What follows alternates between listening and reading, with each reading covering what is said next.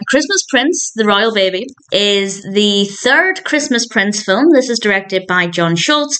It's written by Nate Atkins and based on the characters by Karen Shaler, and we have a cast, of course, including Rose McIver and Ben Lamb.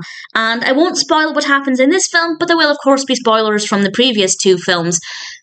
Queen Amber and King Richard are, of course, now married, and they are now expecting a baby, and that's obviously partly what the film is about, the excitement surrounding that, but we also have various people coming to the castle for the holidays, and they're going to renew this truce, this treaty between other royals, and just as they're about to renew it, the treaty disappears. And IMDb made me laugh because it says, peace is jeopardized and an ancient curse threatens their family, which seems very dramatic. It is dramatic to an extent, but it's not quite as chaotic as that makes it sound. But obviously the question is, where has it gone? Has somebody done something with it? What would be the motive? And I don't want to give away too much about the narrative, but that part of it I did think was pretty interesting. The bit with the baby I don't really care for that much. It's not something I was that excited about, but it kind of takes a back seat a little bit. It's not completely in the foreground. So if, like me, that's not part of the narrative you're not that interested in, yes, there's enough of it there that it's relevant, but it's not the sole focus, so that's not too bad. And with regards to the Christmas aspect, we obviously have gorgeous Christmas decorations and things.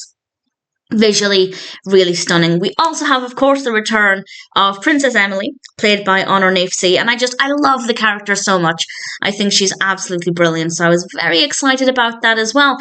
It's not my favourite of the three. In fact, I'd say it's by far the weakest of the three. It's not terrible, but if you maybe weren't that interested in the previous two, then I'd say this one probably isn't going to be worth watching.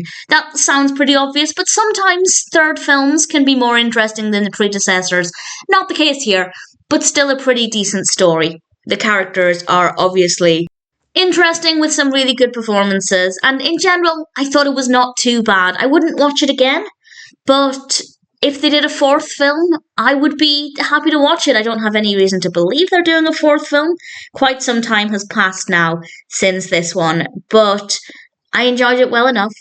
And if you haven't seen this, or A Christmas Prince, or A Christmas Prince The Royal Wedding, then I really recommend them. They're pretty decent. This one's not too bad, not my favourite, but it works well. And in general, I'm happy to recommend it.